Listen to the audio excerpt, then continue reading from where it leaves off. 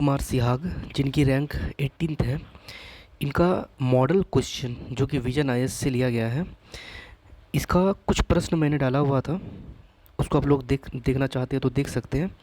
और आज दो चार क्वेश्चन आज फिर से हम लोग करने वाले हैं। उनके लिखने का तरीका क्या होने वाला है, ठीक है। और इस तरह से लिखकर हम लोग मेंस में ज़्यादा ज़्यादा नंबर ले सकते हैं, ठीक है। तो हम लोग क्वेश्चन देखते हैं। प्रश्न है, भारत में ये देखा गया है कि जहाँ दक्षिणी राज्यों में जनसंख्या स्थिर हो गई है, ठीक है, दक्षिण राज्यों की बात किया जा रहा है, वहीं उत्तरी राज्यों के मामले में ये अभी भी स्वप्न बना हुआ है। यानी कि उत्तरी राज्यों यानी कि बिहार हो गया, झारखंड हो गया, बंगाल हो गया, उत्तर प्रदेश हो गया, ठीक है, यहाँ का जनसंख्या अभी भी बढ़ रहा है। तो इस प्रवृत्ति के लिए उत्तरदायी कारकों का विश्लेषण करें।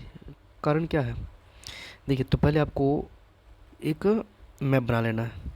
मैप में देख लीजिए, ठीक है, जैसा भी मैप बना हुआ है सॉरी, मैप में दिखा गया है कि यूपी में 2.7 के रेट से बढ़ रहा है, बिहार में 2.6, झारखंड में 2.7, एमपी में 2.4, राजस्थान में 2.3, और दक्षिण राज्यों में देखिए तो 2 से भी कम है, ठीक है।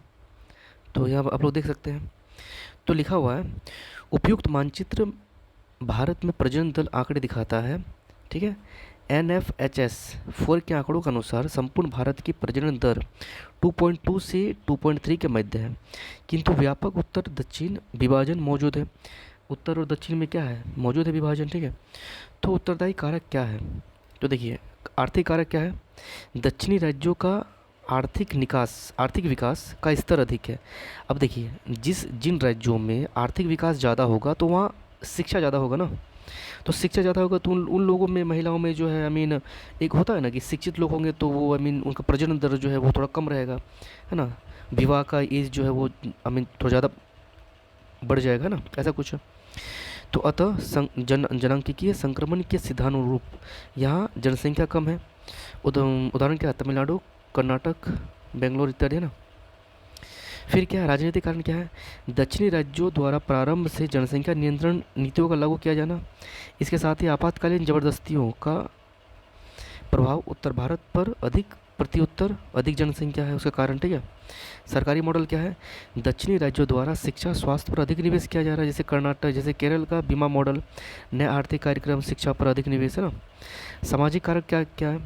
पितृसत्ता मूल उत्तर भारत में है। अब राजस्थान जो एरिया है, राजस्थान में अभी भी अक्षय तृतीया में नाबालिग बालिकाओं का विवाह कर दिया जाता है। तो वहाँ पर जो है, वहाँ जनांकी जो होता है वो ज़्यादा होगा ना। तो बस यही चीज़ होता है, ठीक है। तो फिर क्या है? उत्तर भारत में अधिक है, महिला स्वतंत्रता कम है, अधिक बच्चे होगा, स्वतंत्रता कम होगा तो होगा ज़्यादा, ठीक है। प्रजनन दर अधिक होगा। और जैसे कि केरल का मातृसत्तात्मक समाज, केरल में मातृसत्ता है, ठीक है। सामाजिक कुरीतियाँ क्या है? बाल विवाह भी भारत में अधिक है ना। बिहार में सबसे अधिक है। इस प्रकार उपयुक्त कारणों के कारण उत्तर और दक्षिण में जनसंख्या वृद्धि अंतराल विद्यमान है, जो कि समय के साथ कम भी हो रहा है। ऐसा बात नहीं कि कम नहीं हो रहा, कम हो रहा है, ठीक है। नेक्स्ट क्वेश्चन क्या है? वैश्वीकरण भारत में युवाओं की अभिवृत्ति और आकांक्षाओं को विविध तरीके से प्रभावित कर रहा है, चर्चा कीजिए। तो देखिए, वैश्वीकरण मतलब क्या होता है? ग्लोबलाइजेशन मतलब होता है कि विश्व का जितना भी कंट्री है ना, ये सारा कंट्री की संस्कृति, परंपरा, सामाजिक, आर्थिक और सांस्कृतिक कारक जो है वो सब कुछ मिल जाना, उसको वैश्वीकरण कहते हैं। अर्थव्यवस्था का मिलना, है ना। जैसे कि वैश्विक अर्थव्यवस्था हो गया, तकनीक हो गया, व्यापार हो गया, मानव की तीव्र अंतरक्रिया जो हो गया, ये इन सब का अंतर संबंध की प्रक्रिया को क्या कहते हैं? वैश्वीकरण कहते हैं ना। युवाओं पर प्रभाव क्या है? तो देखिए, अभिवृत्ति पर प्रभाव, धार्मिक अभिवृत्ति, आर्थिक अभिवृत्ति और सांस्कृतिक अभिवृत्ति। देखिए, मान लीजिए कि अगर वैश्वीकरण हो रहा है तो जो विदेशों की संस्कृति जो है, अंग्रेज़ों की संस्कृति है, ये संस्कृति अपने भारत में आ रहा है, तो धर्मनिरपेक्ष के प्रति झुकाव हो रहा है, ठीक है। रूढ़िवादी धार्मिक परंपरा का विरोध भी हो रहा है। धर्म पर वैज्ञानिक दृष्टि से प्रश्न उठाए जाना, धर्म सुधार, ये सब है। आर्थिक अभिवृत्ति क्या है? नई व्यवस्था से लाभ लेने की प्रवृत्ति, नए रोजगार में संलग्न उदारवादी, जैसे IT हो गया, BDP हो गया, MNC हो गया, ठीक है। फिर क्या सांस्कृतिक अभिवृत्ति क्या है? समय को कॉस्मोपॉलिटन मानना, खान पान, पहनावे में संस्कृति का प्रभाव, हो ही रहा है। ठीक है, सामाजिक अभिवृत्ति में क्या है, पुरुष नारी समतामूलक हो गया, जाति प्रथा कमज़ोर हो गया। अभी भी ग्रामीण समाज में आपको जाति प्रथा मिल जाएगा, लेकिन शहरी समाज में जो है जाति प्रथा नहीं मिलेगा, बहुत कम मिलेगा। ठीक है, पुराने मूल्यों से टकराव भी है। आकांक्षाओं पर प्रभाव क्या है, अधिक धनार्जन की आकांक्षा। अब अधिक से अधिक एमएनसी आ गया, मल्टीनेशनल कंपनीज आ गया, तो लोगों को धनार्जन करने की, धन अर्जन करने की आकांक्षा बढ़ेगी। तकनीकी प्रगति की आकांक्षा है, नया मोबाइल नया लैपटॉप लेने की इच्छा। सोशल मीडिया पर प्रभाव की आकांक्षा भी है, नए स्तर पर प्रगति करने का की उत्कंठा भी है। हालांकि वैश्वीकरण के कारण इनकी आवृत्ति व आकांक्षाओं पर नकारात्मक प्रभाव भी पड़े हैं। जैसे पीढ़ी संघर्ष का उद्भव हुआ है। पीढ़ी संघर्ष यानी कि आपके दादाजी पिताजी की जो विचारधारा है आपकी विचारधारा से बिल्कुल अलग है। ठीक है, आप L G B T Q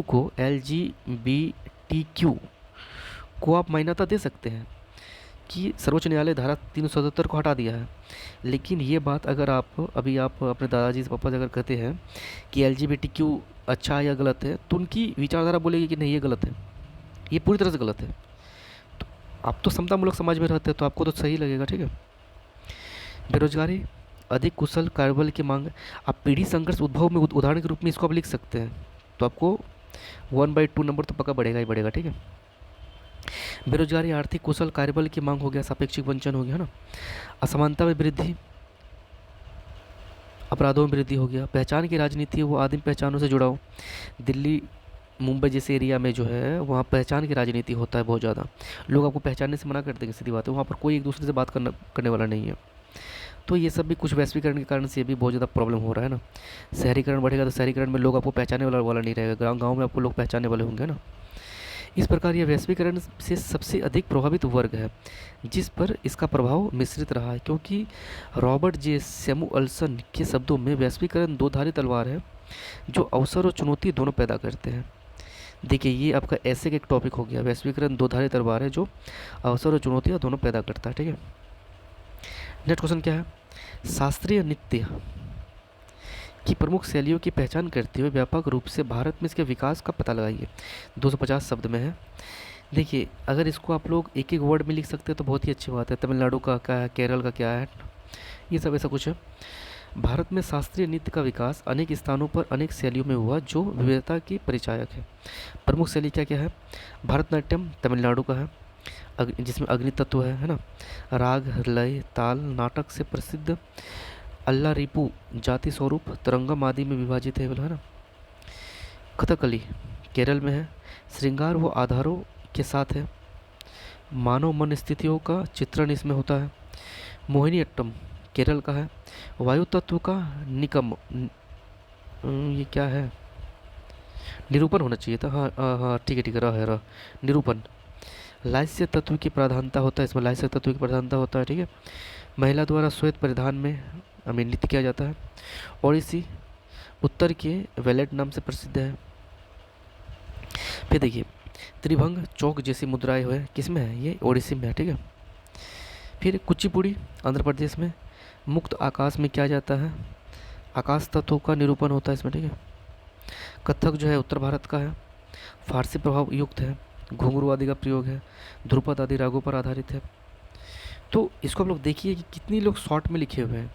इसको अगर आप लिखते हैं लाइन बाय लाइन अगर लिखते हैं कि कथक जो है ये उत्तर प्रदेश का है, इसमें फारसी युक्त प्रभाव है, इसमें घुंघरू आदि का प्रयोग किया जाता है, ध्रुपद आदि रागों पर आधारित है, तो इसमें कम नंबर मिलता।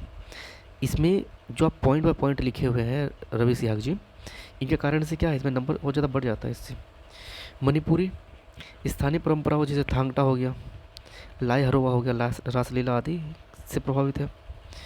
विकास के विविध तत्व क्या है, देखिए भरत मुनि का नाम सुने होंगे, भरत मुनि का नाट्यशास्त्र से स्टार्ट हुआ है भरतनाट्यम का विकास। ठीक है, वास्यान जो थे, वास्यान से कामसूत्र का स्टार्ट हुआ है, वो भी एक नृत्य है। ठीक है, मंदिर संस्कृति का प्रभाव भी है, दक्षिण भारत में देवदासी प्रथा होता था। ठीक है, भरतनाट्यम में शासकों की भूमिका भी है। राजा लोग क्या करते थे, कथकली, मोटी, मोहिनीअट्टम इत्यादि शुरू करवाए थे। त्रावणकोर शासकों का प्रमुख योगदान रहा इसमें। भक्ति आंदोलन का भी प्रभाव रहा है, जैसे कि कुशेलवा व भगवतालु जैसी भागवत मंडलियों का ओडिसी व कथक पर प्रभाव पड़ता है। प्राचीन नाट्य मंचों का भी प्रभाव है, जैसे यक्षगान हो गया, कुटियाट्टम, मुड़िये का प्रभाव इन नाटकों पर पड़ा है। अरबी फारसी में कथक का प्रभाव, गायकी ध्रुपद व अमीर खुसरो, कथक स्थानीय परंपरा मणिपुरी। इस प्रकार भारतीय नृत्य परंपरा अनेक विकास व विविधता की दृष्टि से अत्यंत समृद्ध व व्यापक है। नेक्स्ट क्वेश्चन क्या है? भारतीय राष्ट्र कांग्रेस द्वारा विभाजन की स्वीकृति वस्तुतः मुस्लिम लीग को दी गई क्रमिक रियायतों की प्रक्रिया का केवल अंतिम चरण था।